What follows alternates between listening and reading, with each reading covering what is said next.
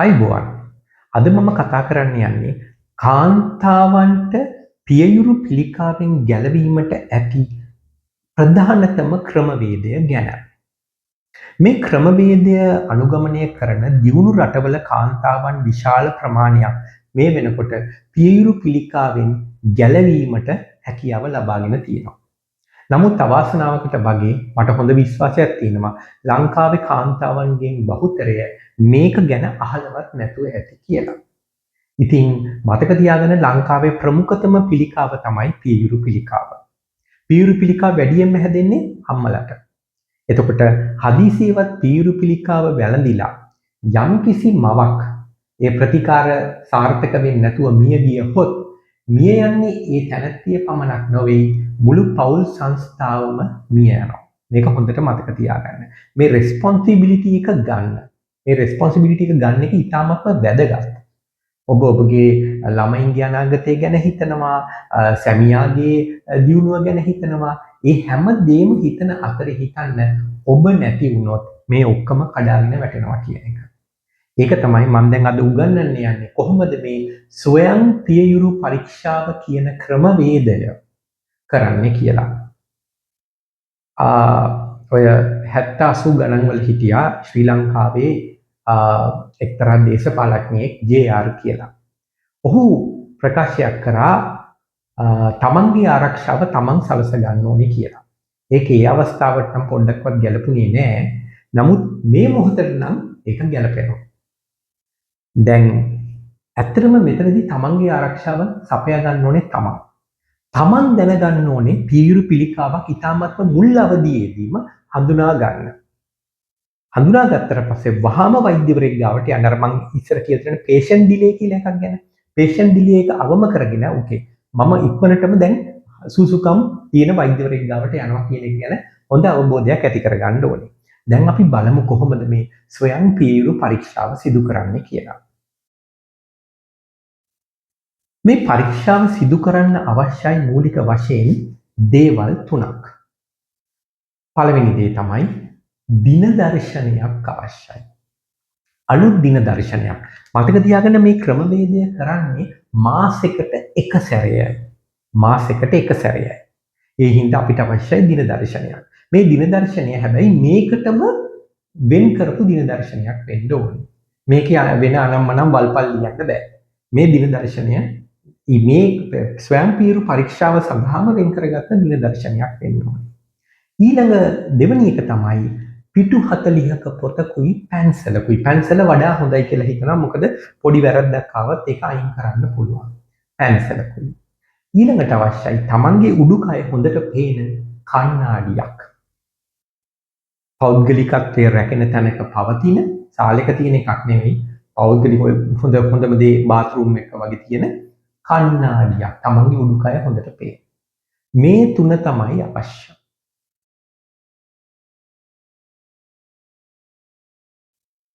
මේ තුන තමයි අවශ්‍ය.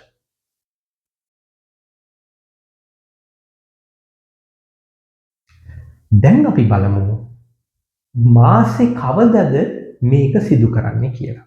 දැන් මම කිව්වා ඔබට ඇත්තටම දැන් කාන්තාවන් අපිට වැඩිහිටි කාන්තාවන් අපිට කොටස් දෙකකට බෙදන්න පුළුවන්. ඔසප් වීම සිදුවන කාන්තාවන් සහ ඔසප් වීම සිදු වෙලා ඉවර වෙච්ච කාන්තාවන්. මේ දෙගොල්ලොන්ටම පියයුරු පිළිකාව වැළඳෙනවා. ශ්‍රී ලංකාවේ වැඩියෙන්ම වැළඳෙන්නේ ඔසප් වීම සිදු වෙමින් පවතින කාන්තාවන්ට. එතකොට ඔසප් වීම සිදුවන අය කවදද මේ මාසයකට සැරයක් කරන මේ පරීක්ෂාව සිදු කරන්න ඕනේ? මම කියනවා මෙන්න මේ දේ. දැන් අපි හිතමු කැලෙන්ඩරේ අපි හිතමු 1 2 3 4 5 6 මෙහෙම දිගටම දැන් දාලා තියෙනවා. දින දාලා තියෙනවා. හරි? දැන් ඔබ හිතන්න ඔබට මාසේ 5 වෙනි දිනයේ තමයි මුලින්ම පළවෙනි ඔසප් දිනය කියලා. එදාට තමයි මුලින්ම ඔසප් හැදෙන්නේ. ඒ මාසේ. අපි හිතමු මේ මාසේ මැයි කියලා. මැයි මාසේ ගමු. මැයි මාසයේ මුලින්ම ඔසප් හැදෙන දිනය 5. අපි මේක ලකුණු කරනවා රෙඩ් ඩොට් එකකින් කැලෙන්ඩරේ ලකුණු කරලා 1 කියලා දාගන්නවා. මෙතන ඉඳන් අපි ගණන් කරනවා 1 2 3 4 5 6 7 8. හරියටම මේ ඔසප්පීම සිදුවෙච්ච පළවෙනි දිනයේ සිට 8 වන දිනය තමයි අපි තෝරගන්නේ මේ ස්වයං පීරු පරීක්ෂාව සිදු කරන්න. අපි ඊළඟ මාසේ බලමු. ජූනි මාසය. ජූනි මාසේ 7 වෙනිදා තමයි ඔසප්පීම සිදු වෙන්නේ. මොකද අපි දන්නවා කාන්තාවන්ට හරියටම දවස් 28න් 28ට හැමෝගෙම මෙහෙම මේ මාස සුද්ධිය සිදුවන්නේ නැහැ. සමහර අයට දින 24ක් වෙනවා, සමහර අයට දින 32ක් වෙනවා, දින 29ක් වෙනවා. ඒක වේරි වෙනවා. ඒක වෙනස් වෙනවා. එතකොට අපි හිතමු දැන් අපි මැයිනේ බැලුවේ. ජූනි මාසේ 7 වෙනිදා තමයි මුලින්ම ඔසප්පීම සිදු වුණේ. හරි. 1 2 3 4 5 6 7 8 14 තමයි අපි ස්වයං පීරු පරීක්ෂාව සිද්ධ කරන්න ඕනේ. ඉතින් අපි මොකද කරන්නේ? මේ වගේ දින දර්ශනයක් අපි ලෑස්ති කරගෙන මේ දින දර්ශනය අපි පළවෙනි දවසේ මාක් කරලා අපි බලනවා 8 වෙනි දවසේදී ඊට පස්සේ කවදද කියලා. ඒක අපි හොඳට මාක් කරගන්නවා. දැන් ඔබ දන්නවා මේ 14 වෙනිදා ඔයාට තියෙන වැදගත්ම අපොයින්ට්මන්ට් එක මොකක්ද? Taman සමග තියෙන අපොයින්ට්මන්ට් එක මේ ස්වයං පීරු පරීක්ෂාව ලෑස්ති වෙන්න. අනිකුත් සියලුම දේවල් ඔයා හිතන්න මම මොන වෙලාවෙද දැන් මේ 14 නම් අපි කරන්නේ මොන වෙලාවෙද අපි මේ ස්වයං පීරු පරීක්ෂාව කරන්න ඕනේ කියලා හොඳට හිතාගෙන අනිත් වැඩ ඔක්කොම ඒ විදිහට arrange කරගෙන Tamanට කියලා විනාඩි 30ක් පමණ වෙලාවක් මේකට වැය කරනවා කියලා හිතාගන්න. හිතාගෙන ඒක ලකුණු කරලා ඔන්න ෆෝන් එකේ අලාර්ම් එකකුත් තියන්න මම මේක කරනවා කියලා. දැන් ඔන්න අපි ලෑස්තිලා ඉන්නේ කරන්න. දැන් ඔසප්පීම නැවතිච්ච කාන්තාවන්ට මෙහෙම ගැටලුවක් නැහැ. දැන් ඔබ අහන්න පුළුවන් හැබැයි ඇයි මේ ඔසප්පීම සිදුවෙලා දින 8ක් විතර අපි කියන්නේ කියලා. හේතුව තමයි ඔසප් වෙන කාන්තාවන්ට ඔසප් සිදුවන කාලය තුලදී පීරුවේ යම් යම් වෙනස්කම් ඇති වෙනවා. සමහර අයගේ පීරුවල පොඩි වේදනාවකුත් ඇති වෙනවා. එහෙම තියෙනකොට හරියටම අල්ලනකොට අපිට මේ වෙනස්කම් අපි වරදව වටහා ගන්න පුළුවන්. ඒ නිසා තමයි අපි සාමාන්‍යයෙන් මාස සුද්ධිය ඇත්තටම සාමාන්‍යයෙන් දවස් 4ක් 5ක් විතර උපරිම 5ක් වගේ තියෙන්නේ. මේක ඉවර වුණාට පස්සේ මේ 8 වෙනි දවස් වගේ දිනයක් තෝරගන්න. එතකොට ඒකයි හේතුව. දැන් ඔසප්පීම නැති වෙච්ච කාන්තාවන්ට ඉවර වෙච්ච කාන්තාවන්ට මේ ගැටලුව හටගන්නේ නැහැ. එතකොට ඔවුන්ට පුළුවන් හැම මාසෙකම හිතන්න ඔවුන් යම්කිසි ඉලක්කමකට කැමති නම් හරි මම එහෙනම් හැම මාසෙම 11 මම කැමති ඉලක්කම 11 හැම මාසෙම 11 වෙනිදා මම මේ පරීක්ෂාව කරනවා නැත්නම් හැම මාසෙම 5 වෙනිදා 6 වෙනිදා තමන් කැමති දිනයක් යොදාගෙන තමන්ට වැඩ අඩු දිනයක් බලාගෙන හරියටම මාසයකට සැරයක් මේ පරීක්ෂණය කරන්න ඕනේ. ඒක තමයි වැදගත්ම දේ. ඊළඟ දේ. දැන් මම කිව්වා ඔබ මේ ගාව තියන්න ඕනේ කියලා පිටු 40ක පොතක්. පිටු 12යි ඇත්තටම ඕනේ. දැන් පිටු 40ක පොත පිටු 12ක පොත් නැහැනේ. ඉතින් අපි පිටු 40ක පොතක් අරගෙන මෙන්න මේ රූපය ඔබ අඳින්න ඕනේ. රවුන්ඩ් දෙකක් අපි ඇඳලා කලින්ම අවුරුද්ද පටන් ගන්නකොට මැදලා තිබ්බනම් වැඩේ හරි ලේසි. මේ රවුන්ඩ් එක ඉතින් හරිම රවුන්ඩ් එකක් වෙන්න ඕනේ නැහැ. මෙන්න මේ රූපය.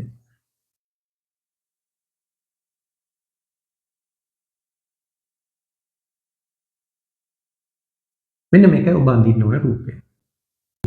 දැන් ඇත්තටම මේ රවුන්ඩ් එකෙන් දක්වලා තියෙන්නේ මේක දකුණු පැත්ත මේක වම් පැත්ත. මේ දකුණු පියවර මේ වම් පියවර. මේ තියෙන්නේ කළු පාටින් නිපල් එක. එහෙම නැත්නම් තනපුඩුව. මේ තියෙන්නේ නිපල් එක අර වටේ තියෙනවා අපි කියනවා ඇරියෝලා කියලා. ඒ කියන්නේ අර ටිකක් වර්ණ ගැන්විච්ච ඒරියා එකක් තියෙනවනේ. ප්‍රදේශයක් තියෙනවනේ රවුන්ඩ් ප්‍රදේශයක්. ඒ ප්‍රදේශය තමයි මම මෙතන දක්වලා තියෙන්නේ. මේ තියෙන්නේ පියවර. මේ ත්‍රිකෝණයක් වගේ පියවරට පොඩ්ඩක් උඩින් ඒ කියන්නේ මේක ඔරලෝසුවක් නම් මේ ඔරලෝසුවේ කටු අංක 1 වගේ තියෙන හරියේ මේ ඇඳලා තියෙන ත්‍රිකෝණයෙන් මම දක්වලා තියෙන්නේ මොකද්ද? කිහිල්ල. දැන් මම මේක ඇඳොත් ඔබට පෙනෙයි ඇත්තටම මේ අපගේ කිහිල්ල දැන් මිනිස්සුගේ කිහිල්ල අපි බැලුවොත්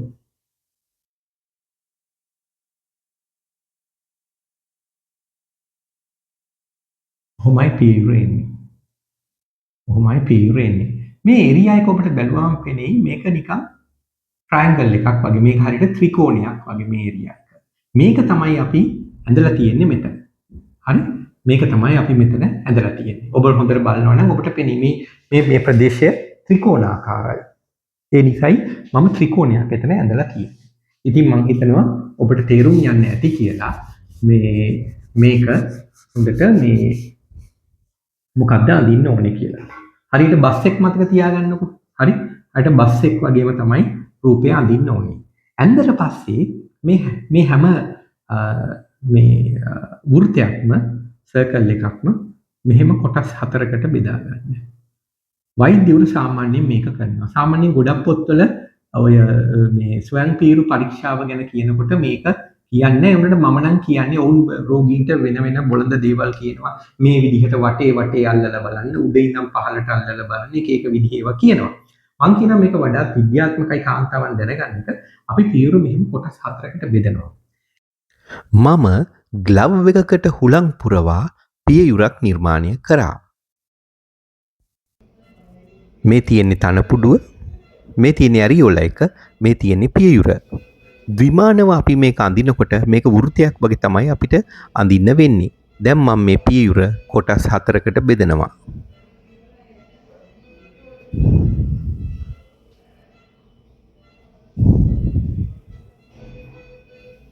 දැන් අපි මේ වෘත්තය මුලින් කොටස් 4කට බෙදුවා. මම අපි වෛද්‍ය විද්‍යාත්මක පියවර ප්‍රධාන කොටස් 4කට මෙහෙම බෙදනවා කියලා පියවරු පටකයේ පමණක්. එතකොට මේ තමයි මේ අතර මේ කිහිල්ල මේ තියෙන එළිය ප්‍රදේශය. කියන්නේ ශරීරයෙන් එළිය ප්‍රදේශය. මේක තමයි උඩ ඇතරම එළිය තියෙන උඩ ප්‍රදේශය. මේ එළිය තියෙන පහළ ප්‍රදේශය. මේ ශරීරයේ ඇතුළට වෙන්න. ඇතුළේ තියෙන උඩ ප්‍රදේශය සහ ඇතුළේ තියෙන පහළ ප්‍රදේශය.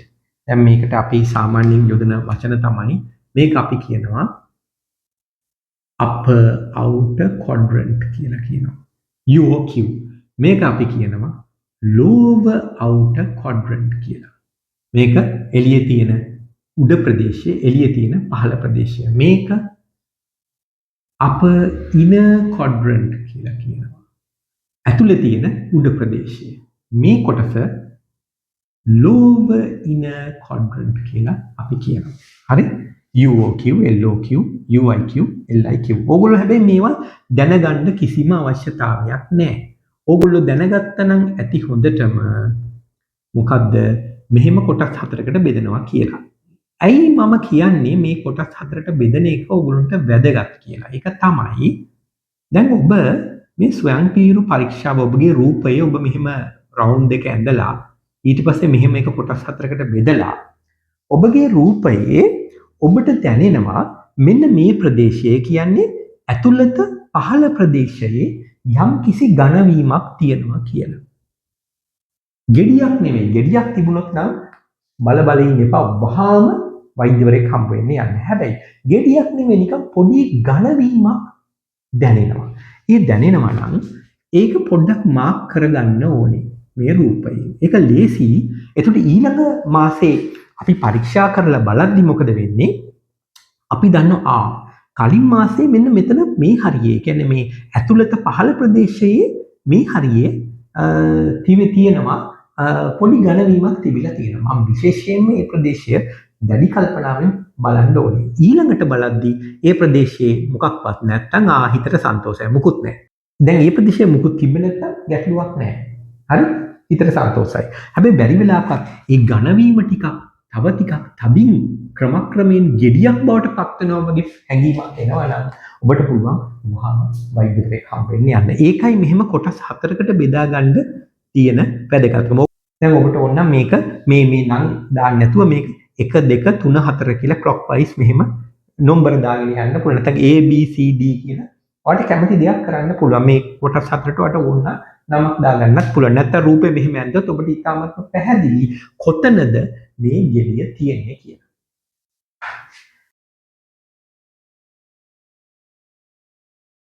හරි. දැන් අපි බලමු මේක කොහොමද කරන්නේ කියලා. මේක කරන්න හරි සරලයි. අපි යනවා පෞද්ගලික ස්ථානයකට ගිහිල්ලා කණ්ණාඩි ඉදිරියට සිටගෙන අපේ උඩුකය ඇඳුම් ඔක්කොම ඉවත් කරනවා. ඉවත් කළා අපි අත් දෙක මෙහෙම දෙපැත්තට තියාගෙන මුලින්ම බලනවා අපේ පියවරු දෙක දිහා. පියවරු දෙකේ විශේෂයෙන්ම මුලින්ම බලන්නේ තනකුඩුව. ගොඩක් කට්ටියගේ තනකුඩුව එකම ලෙවල් එක නැති වෙන්න පුළුවන්. මොකද ගොඩක් අයගේ පියවරු සමමිතික නැහැ. ඒක ස්වභාවිකයි. තනකුඩුවේ මොනවද බලන්න ඕනේ? තනකුඩුවේ අපි බලන්න ඕනේ තියෙනවද කියලා මෙන්න මේ දේවල්. දැන් පළවෙනි දේ තමයි අපි බලන්න ඕනේ තනකුඩුවේ ඇතුළට ගිලී යාමක් තියෙනවා කියලා. තනකුඩුව සාමාන්‍යයෙන් එළියට නිරා ගිහිල්ලානේ තියෙන්නේ. ඒක ඇතුළට ගිලිලා තියෙනවද? මම ඔබට මතකද කිව්වා අර පියුරේ ව්‍යුහ විද්‍යාත්මක වීඩියෝ එකේදී මම කිව්වා අර තියෙනවා කියලා මෙහෙම තන්තු පටක මේ තනකුඩුව සහ හම අර මසල් එකට මේ අපේ චෙස් වෝල් එකේ මේ අපේ පපුවේ බිත්තියට ඇන්ක කරලා තියාගන්න තන්තු පටක තියෙනවා කියලා කිව්වා. මේ තන්තු පටකත් පිළිකාවකින් ආක්‍රමණය වුණොත් මොකද වෙන්නේ? ඒවා ආයි මෙහෙම ඇතුළට තව වැඩිපුර අදිනවා. එතකොට වෙන්නේ මොකද්ද? මේ නිපල් එක වගේ නිපල් එක සහ හම පියුරේ හම ඇතුළට යන්න පුළුවන් ඩිම්පල් එකක් වගේ ඇති වෙන්න පුළුවන්. දැන් විශේෂයෙන් පළවෙනි දේ නම් මම කිව්වා බලන්න ඕනේ මොකද්ද? තනකුඩුව ඇතුළට නිරා යාමක් දක්නට ලැබෙනවා. දෙවෙනි එක තනකුඩුවේ තුවාලයක් දදයක් වගේ දෙයක් තියෙනවාද?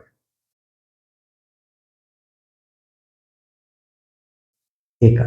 ඊළඟට බලන්න ඕන දෙයක් තමයි අපේ පියයුරේ සමේ ඇතුළට නිරා යාමක් තියෙනවද කියලා. හරි අපි ඒකට කියනවා ස්කින් පකරින් කියලා තියෙනවද කියලා.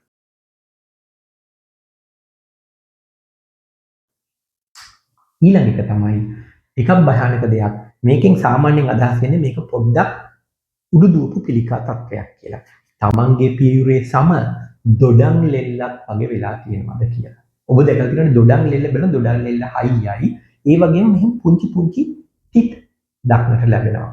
නිකන් සිදුරු වගේ දක්නට ලැබෙනවා. මම ඒක ඔබට දැන් මේ ඡායාරූප වලදී ඔබට ඒක දැක ගන්න පුළුවන් වෙයි.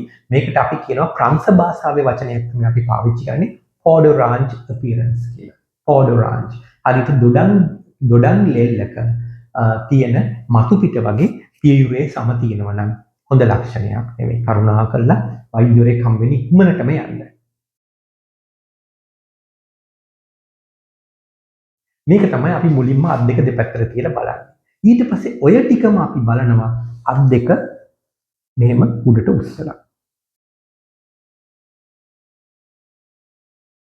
අත් දෙක මෙහෙම දෙපැත්තට උඩට උස්සලා ආයිත් අපි කන්නඩියෙන් බලනවා පියුරු දෙක දිහා. එතකොට සමහර වෙලාවට අර හැම ඇතුළට යන දේවල් වගේ දේවල් අර නිපල් දෙක ඇතුළට ගිලී යන වගේ දේවල් උගා වැඩිපුර පේන්න බලනවා.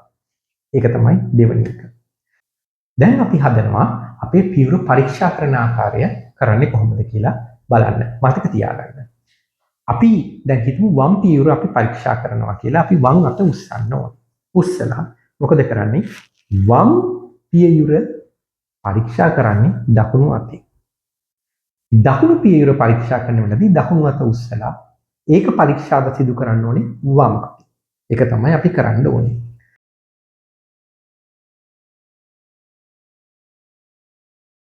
දැන් මේ පියුරු පරීක්ෂාවේදී මම දැන් ඔබට පොඩි වීඩියෝ එකක් පෙන්නනවා. මම ඇත්තටම මේ ග්ලව් එකක් මේ පුම්බලා මේ කෘතිම පියුරක් හදලා තියෙන්නේ. අපි කොහොමද අපි මේක කරන්න ඕනේ කොච්චර තදින්ද කියන එක මම කියනවා. ඇත්තටම මේක එච්චර තදින් නෙමෙයි කරන්නේ. බොහොම ජෙන්ට්ලි බොහොම සුමට විදිහට තමයි අපි මේ පියුර ඇතුළට පොඩ්ඩක් ස්පර්ශ කරලා බලන්නේ මේ පරීක්ෂාව සිදු කරන්න ඕනේ. අපි මේ පරීක්ෂාව සිදු කරන්නේ අපේ මෙන්න මේ ඇඟිලි තුනේ මෙන්න මේ පුරුක් දෙකෙන් අන්තිම පුරුක් දෙකෙන් තමයි මේ ඇඟිලි තුනේ මැද ඇඟිලි තුනේ මෙන්න මේ පුරුක් දෙකෙන් තමයි අපි පරීක්ෂාව සිද්ධ කරන්නේ. එතකොට මේ මම බලන්න ඇත්තටම මේ මෙන්න මෙහෙම. ඒ කියන්නේ රවුමට තමයි අපි යම්කිසි ඒරියා එකක් පරීක්ෂා කරද්දී මෙන්න මෙහෙම රවුමට තමයි පරීක්ෂා කරන්න ඕනේ. එච්චර ගැඹුරට තද කරන්න අවශ්‍ය නැහැ. හැබැයි යම් ප්‍රෙෂර් එකක් දෙන්න ඕනේ.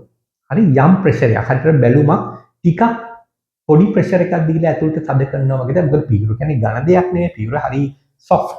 හරි අපිට පුළුවන් ඒ විදිහට ඇතුළටම පරීක්ෂා කරන්න ඕනේ. ඒකට ගොඩාක් තද ප්‍රෙෂර් එකක් ඕනෙත් නැහැ. පොඩ්ඩක්වත් අඩු ප්‍රෙෂර් එකක් ඕනෙත් නැහැ. මධ්‍යම ගානට අවශ්‍ය ගානට මෙහිම අපි පරීක්ෂාව සිදු කරන්න ඕනේ. එතකොට මම දැන් කිව්වා මේ පරීක්ෂාව සිදු කරද්දී මෙහෙම අපි කොටස් හතරකට බෙදෙනවා කියලා. මෙහෙම බැලුවා. මෙහෙම බැලුවා. මේ හැම ඛණ්ඩයක්ම තුන් වතාවක් බලන්න. මේ හරිය බලන්න, මේ කොන බලන්න, මේ කොන බලන්න. මේ හරිය බලන්න, මේ කොන බලන්න, මේ කොන බලන්න. මේ හරිය බලන්න, මේ කොන බලන්න, මේ කොන බලන්න. මේ හරිය බලන්න, මේ කොන බලන්න, මේ කොන බලන්න. එතකොට අපි මේ කොටස් 4 පරීක්ෂා කරලා ඉවරයි. මේ 4 පරීක්ෂා කරාට පස්සේ බලන්න මෙන්න මේ ඇරියෝලා සහ මෙන්න මේ තනපුඩුව මේ ආශ්‍රිත ප්‍රදේශයට කෙලින්ම පහළින් ඇති ප්‍රදේශය. ඒකම තනපුඩුවත් පොඩ්ඩක් අල්ලලා බලන්න. ඒක කරලා ඉවරුණාට පස්සේ දැන් මේ පැත්තේ පියවර අපි පරීක්ෂා කරලා ඉවරුණාට පස්සේ මේ අතර එහෙම්මම මේ පැත්තේ කිහිල්ලට යවන්න. කිහිල්ලට යවලා හොඳට බලන්න ඔබට කිහිල්ලේ යම්කිසි ගැටිත්තක් අහු වෙනවද කියලා. ඊළඟට ඒක ඉවරුණාට පස්සේ ඔබ ඊළඟ පියවර පරීක්ෂා කරලා බලන්න.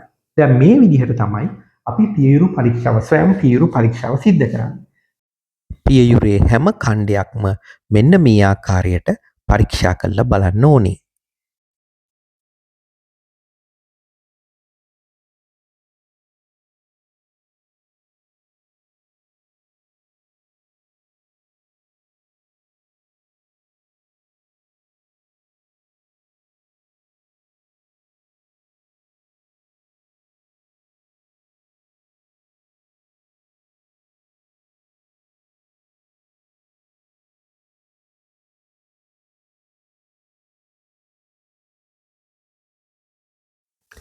අවසාන පියවර තමයි ඇඳකට ගිහිල්ලා ඇඳේ දිගා වෙලා තමන්ගේ දකුණු පියවර වම් අතිනුත් වම් පියවර දකුණු අතිනුත් අර මුල් ආකාරයටම කිව්වා වගේ ස්පර්ශ කර බැලීම. විශේෂයෙන්ම විශාල පියවර තියෙන අයගේ ඇඳේ දිගා වෙලා මේ පියවර පරීක්ෂාව සිදු කරාම ගෙඩියක් තියෙනවා නම් ඒ හඳුනා ගැනීම ඉතාමත්ම පහසුයි. මෙන්න මේ විදිහට තමයි අපි ස්වයං පියවර පරීක්ෂාව සිද්ධ කරන්නේ. පරීක්ෂාව සිද්ධ කළ ඉවරනට පස්සේ අපි කළ යුතු දේ තමයි අපේ අර පොත අරගෙන අපේ ඩයග්‍රෑම් එකේ අපි හිතමු මෙතන පොඩි ඝනවීමක් තියෙනවා නම් අපි ඒක මාක් කරමු. තවත් තැනක ඝනවීමක් තියෙන්න පුළුවන්. අපි ඒකත් මාක් කරා. අන්න ඒකයි මම කියන්නේ මෙහෙම කොටස් 4කට බෙදාගෙන තිබ්බාම ඊළඟ මාසයේදී ඔබ දන්නවා හරියටම බලන්න ඕනේ වැඩිව අවධානයක් යොමු කරන්න ඕනේ ප්‍රදේශ දෙකක් කියලා. හරි? මෙතන තියෙනවා. ගෙඩියක් තියෙනවනේ. මෙන්න මෙතන ගෙඩියක් තියෙනවා කියලා නෝට් කරගත්ත වහාම දිව්වා වෛද්‍යවරයෙක් හොයාගෙන. ඉතින් ඒක තමයි මම කියන්නේ මේකට තමයි කියන්නේ ස්වයං පියයුරු පරීක්ෂාව කියලා. හැබැයි මතක තියාගන්න මෙන්න මේ දේ. ඔබට වෙලා නැත්තම් මේකක්වත් කරන්න අඩු ගානේ මාසෙකට ඕනම දවසක හරි කමන්නේ මොන විදිහකින් හරි Tamanට කැමති විදිහකට Tamanගේ පියවර පරීක්ෂා කරලා බලන්න. අල්ලලා පොඩ්ඩක් මිරිකලා බලන්න. හරි? ඕක මහ දෙයක් නෙවෙයිනේ නේද? මේ හරි ක්‍රමවේදයට කරන්න බැරි නම් ඒක හරි කරන්න. හරි? හැම මාසයකදීම Tamanගේ පියවර තමන් පරීක්ෂා කරලා බලන්න. මේක කරගත්තොත් ඔබටම තේරෙයි ඔබ කොයිතරම් තමන්ගේ ජීවිතේට ඔබ කරගන්න වැදගත්ම ආයෝජනයක් ඇත්තටම කියනවා. හරි වැදගත්ම ආයෝජනයක්. මොකද මුළු පවුලම විනාශයටපත් වෙන්න පුළුවන් අවස්ථාවක් රැකගන්න තමයි ඔබ මේ උත්සාහ කරන්නේ. සල්ලි එකතු කරනවට වඩා වටින දෙයක් මේක.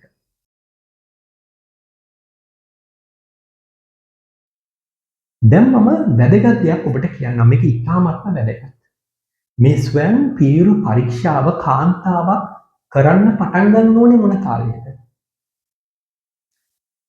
මගේ මතය තමයි අවුරුදු 18 පහ වුණාට පස්සේ. මොකද අවුරුදු 18 කාලෙදී ඇත්තටම පියවර පිළිකාව හැදෙන්නේ ඉතාමත්ම කලාතුරකින්. ඇයි මම එහෙනම් කියන්නේ අවුරුදු 18 දී මේක පටන් ගන්න ඕනේ කියලා? ඒකට හේතුව තමයි අවුරුදු 18 ඉඳලා හැම මාසයකට සැරයක්ම මේ පරීක්ෂාව සිදු කරන කෙනෙක්ට ඇයට පියවර පිළිකාව හැදෙන්න රිස්ක් එක එන කාලේ ආවහම ඒ කියන්නේ අපි හිතමු අවුරුදු 35 වගේ කාලේ ආවහම ඇය එම ක්‍රමවේදය පිළිබඳ විශේෂඥවරියක්. ඇය එක්ස්පර්ට් කෙනෙක් ඒ ක්‍රමවේදය පිළිබඳව. ඒ නිසා ඇගේ ඇඟිලි තුඩු වලින් ගැලවීමට හැකියාවක් ලැබෙන්නේ නැහැ පියවර පිළිකාවකට. ඒකයි මම කියන්නේ මේක අවුරුදු 18 ඉඳලා කරන්න පුරුදු වෙන්න ඕනේ කියලා. හැම මාසෙකම රෙගියුලර් දෙයක් වගේ මේක කරන්න පුරුදු වෙන්න ඕනේ. එතකොට අවුරුදු 35 වගේ වෙනකොට අවුරුදු 17ක් මෙයා මේ ප්‍රැක්ටිස් එක කරලා තියෙනවා. එතකොට ඇත්තටම පියවර පිළිකාව ඉතාමත්ම මුල් අවදියේදී හොයා ගැනීමේ හැකියාවක් තියෙනවා. මිස් වෙන්නේ නැහැ. ඒ විතරක් නෙවෙයි. මතක තියාගන්න පියවර පිළිකාව ඉතාමත්ම මුල් අවදියේ සොයාගත්තොත් නිශ්චිත වශයෙන්ම ප්‍රතිකාරයක් තියෙනවා. නිශ්චිත වශයෙන්ම රෝගයෙන් සුව වෙනවා. අනික ගොඩක් වෙලාවට පියයුර සම්පූර්ණයෙන් ඉවත් කරන්න ඕනේ නැහැ.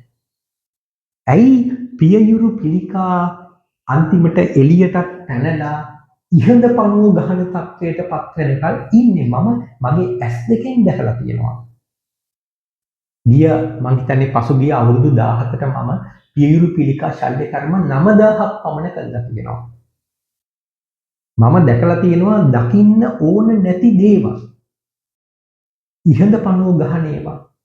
මට මතකයි එක්තරා දවසක මම විදේශ වෛද්‍ය පුහුණුවකට යන්න කලින් දවසේ මහරගම පිළිකා රෝහලේදී මට සිදු වුණා. එක කාන්තාවගේ පියයුරු දෙක ඉමර්ජන්සි ඔපරේෂන් එකක් හැටියට ඉවත් කරන්න. අපි මේ පියයුරු ඉවත් කරන ශල්‍ය කර්මයේ ඉමර්ජන්සි ඔපරේෂන් එකක් හැටියට කරන්නේ නැහැ.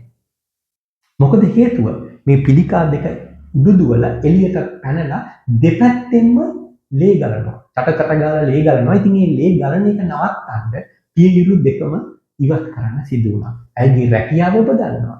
ඇය උපාධිධාරී ගුරුවරියක්. හිතාමත්ම කනගාටු වෙන්නේ තත්ත්වය. මේ මන්දබුද්ධික කාන්තාවක් නෙවෙයි. හැබැයි මන්දබුද්ධික විදිහට තමයි වැඩ කරලා තියෙන්නේ. හරි? හිතාමත්ම උගත් කාන්තාවක්. මේක තමයි ලංකාවේ තත්ත්වය. අපි උත්සාහ කරන්නේ මේ තත්ත්වේ නවත්තන්න. හරි? ඒ නිසා කරුණාකරලා අවුරුදු 18 වෙනකොට පුළුවන් තරම් තමන් දැන් අවුරුදු 30 නම් තමන් කරන තමන්ගේ දුවෙක් ඉන්නවා. හරි? ඒ දුව අවුරුදු 18 වෙනකොට ඒ දුවට උගන්වන්න මේක කරන විදිය කරුණාකරලා. හරි? එතකොට අවුරුදු 35 වගේ වෙනකොට අර භයානක කාලේ වෙනකොට ඇය මේ ක්‍රමවේදය පිළිබඳ විශේෂඥවරියක්. මතක තියාගන්න ඒක. ඉතින් මට ඕක තමයි ඇත්තටම කියන්න ඕන කරේ. මට මතකයි මම බදුල්ල මහරෝහලේ විශේෂඥ වෛද්‍යවරයෙක් හැටියට සේවය කරන කාලේ 2010 2012 ඒ කාලවල වල මම ඒ කාලේ බාලිකා විද්‍යාලවල ළමයින්ට පුළුවන් තරම් උත්සාහ කරා මේක කියලා දෙන්න. මම හිතනවා සමහර අයට මේ මෙසේජ් එක යන්නේ නැති කියලා. දැන් මේ වෙනකොට උන් වැඩිහිටියන් වෙලා ඇති. දැන් ගොඩ දෙනෙක් ඒ පිළිකා හැදෙන ඒ පීක් ඒජ් එකට ඇවිල්ලා ඇත්තේ කියලා මම හිතනවා. ඉතින් මම කියන්නේ කරුණාකරලා මේක ඉගෙන ගන්න. මේ ක්‍රමය ඉගෙන ගන්න. මේ වීඩියෝ එක පුළුවන් තරම් ෂෙයා කරන්න බලන්න. ෂෙයා කරලා කියලා දෙන්න. දැනගන්න අනිත් අයටත් කියලා දෙන්න කොහොමද මේක කරන්නේ කියලා. මේක ඉතාමත්ම වැදගත්. මේක හරියට කරොත් මම ඉතාමත්ම වගකීමෙන් කියනවා විශේෂඥ පිළිකා ශල්‍ය වෛද්‍යවරයෙක් හැටියට ඉදිරි අවුරුදු 10 තුල ශ්‍රී ලංකාවේ පියයුරු පිළිකා රෝගීන්ගෙන් මිය යන සංඛ්‍යාව විශාල ලෙස අඩු කර ගන්න පුළුවන්. මෙන්න මේ දේ හරියට ඔබට කරන්න පුළුවන්. ස්තුතියි.